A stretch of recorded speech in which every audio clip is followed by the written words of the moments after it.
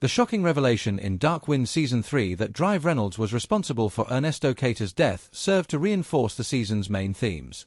Who killed Ernesto Cater and why is the driving mystery of Dark Winds Season 3?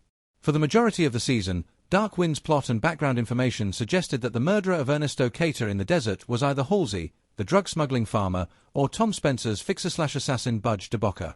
Everything was suggesting that Ernesto had seen something about Tom Spencer's drug and migrant smuggling business in Dark Winds that he shouldn't have, and he was a loose end that needed to be removed.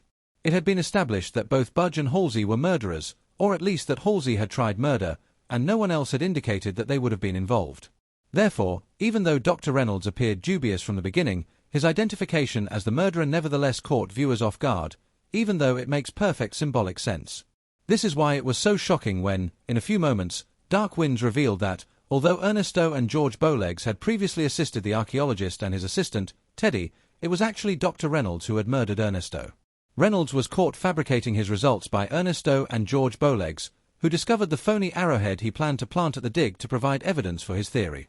The strange and suspicious scene from earlier in the season when the researcher brashly threw it into the garbage despite Joe informing him it was evidence was explained by the fact that it was the same arrowhead that had been discovered in Ernesto Cater's mouth at the end of Dark Winds Season 3, Episode 1. The archaeologist's use of murder to conceal the discovery of his fabricated evidence seemed like such an extreme overreaction, even with the reference to that scene. However, for anyone familiar with academia and study, or who was observing the themes of Dark Winds Season 3, it is not that unrealistic.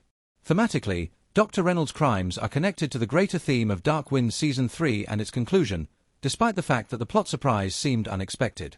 Throughout the series, and even now, the conflict between the Navajo and white outsiders has been a recurring theme.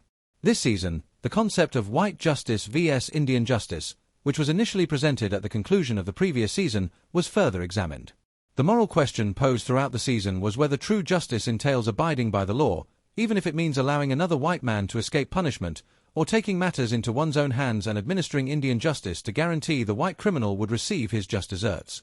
Thank you for watching, and don't forget to like, share, and subscribe.